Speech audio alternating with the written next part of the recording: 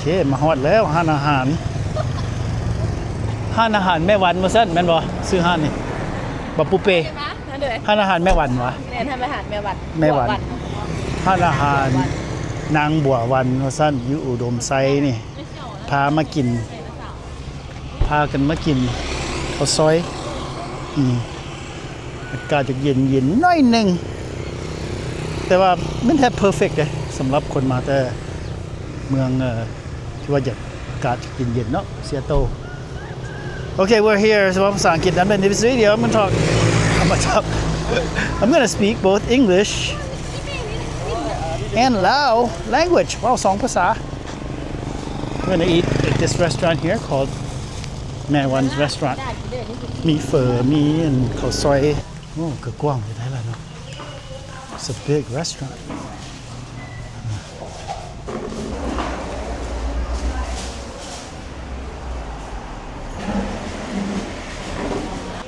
สั่งข้าวซอยแต่ว่าเบิ่งเมนูเพิ่นดูเมนูราคาเป็นแบบได้ห้านี่อ๋อ 35,000 ดอนปลายดอน50 เซนต์ซึ่งนั่นราคา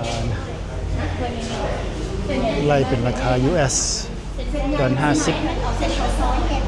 So $1.50 roughly for a bowl of pho ข้าวซอยอันนี้ข้าวซอยแม่นบ่อันนี้ข้าวซอยบ่ราคานี่อันนี้เฟอเนาะเฟอข้าวซอยอันนี้มันเฝออันนี้มันเฟอคือกันมีข้าวเปียกข้าวผัดโอเคข้าวผัด 55,000 2 ดอล50 เซนต์ประมาณนั้นสิเอาข้าวซอยดอกอันนี้ข้าวซอยเด้อข้าวซอ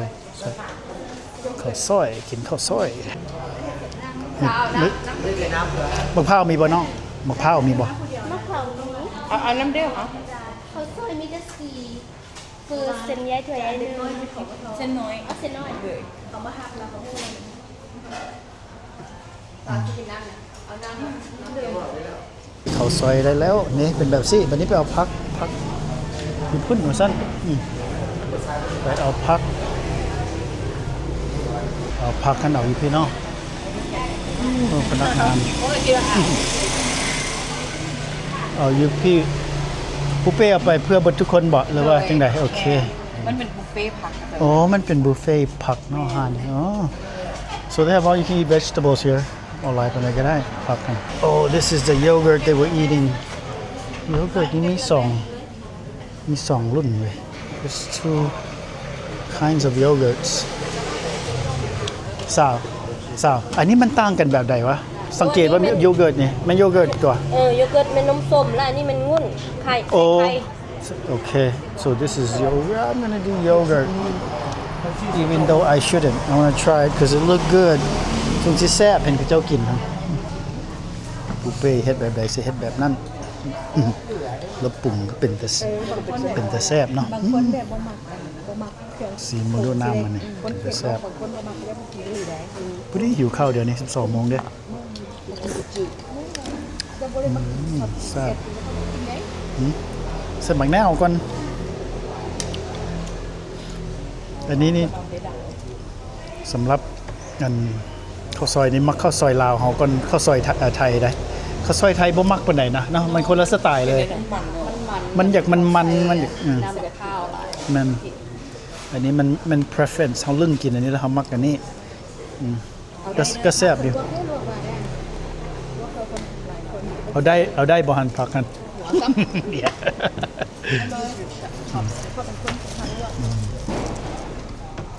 จะมีแต่อยู่ทางภาคเหนือค่ะผักนี่สะอ่อนออร์แกนิกกว่าโอ้ดอน50 เซนต์สันเทียบสันไล่เป็นเงินดอนand it has all you can eat vegetables wow organic ดอน50 35,000เด้เป็นจังได๋นี่ทราบอยู่บ่แม่นได้คือว่ามักอยู่ซั่นเผ็ดนี่ใส่หน่อยนึงก็สิส่งสีนั่นเนาะใส่หน่อยนึงเผ็ดนี่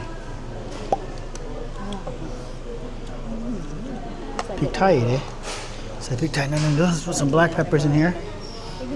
เป็นยังไงพริกไทยวะ hope so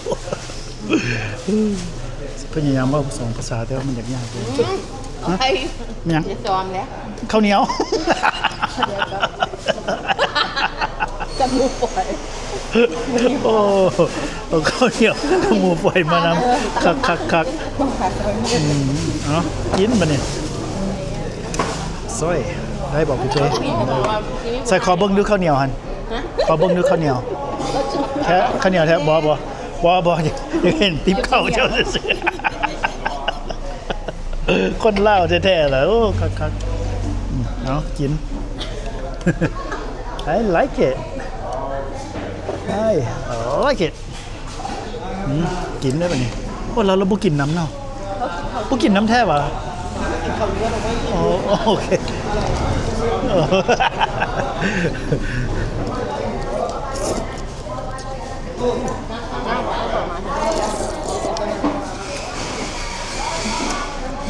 แซ่บเลยนี่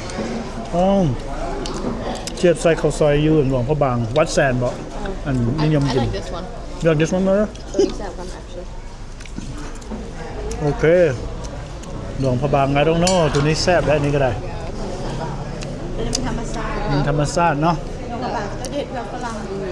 อ๋อ ตัวนี้ค่ะ แม่น แบบคือมันเทสแบบคือสูตรมันนะว้าวหมด เขาเคยลงกระบะก็บอก ๆหน้าเพิ่นก็ เขาเคยลง แม่นแล้ว ตอนทาตุกลง แม่น ใส่ แล้ว แซ่บ โอ้ because yeah มาเพิ่นว่า หลวงอันแบบ อยู่นี่มันเฮ็ดธรรมชาติแซ่บดีหลวงพระบางหันเขาปรับรสชาติให้คนฝรั่งเนาะฝรั่งมากินวัดแซน อย่างแม่ไม่ได้ปรุงอย่าง แต่บุชื่อ I don't remember it tastes like we have to go back พอมาปรุงก็คือไม่ได้กินเฟอแล้วค่อยปรุงไม่มีเฟอ เบิ่งต้องได้เฮ็ดต้องสบายดีสบายดีสบายดี ใช้ไทยไทยไม่เป็นไทยแต่ว่ากูเป้แต่ว่า เรื่องแซ่บเนี่ยแซ่บ โบ้เอาไปเอ้ยนี่ก็ต้องใหญ่กว่าแน่แน่ ข้าวซอยเนี่ย เอาเนี่ย บางเทื่อสิได้ เขาละ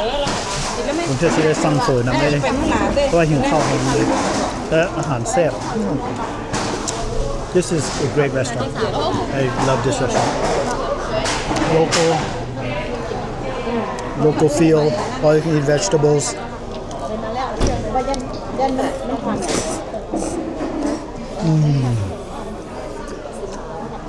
เป้มันพาอย่างเป้ สิงหาที่บ้านเรานะ แซ่บหลายเอาซีรีวิวโยเกิร์ตได้ป่ะนี่โยเกิร์ตยูฮานี่โยเกิร์ตลาวเป็นยังไงลองมา ตั้งงอก ข้าวซอยแซ่บหลาย แม่หัวลูกดิเป็นยังงอกละอันเป้ก็งอกคือกันว่ะว้าว แซ่บตัวละ ข่าวว่าปกติใช่ป่ะ I like ซา it เร่งแล้วก็งอกตอนนี้ได้เดือนแล้วเนี่ยมันซ้ำนี่แล้วฟองไปไหม creamy มันอยู่ไหน ส้มหวานแต่บ่ส้มหลาย It's not too sweet very creamy หลายบ่หวานหลายบ่ส้มหลาย delicious I like it thanks for watching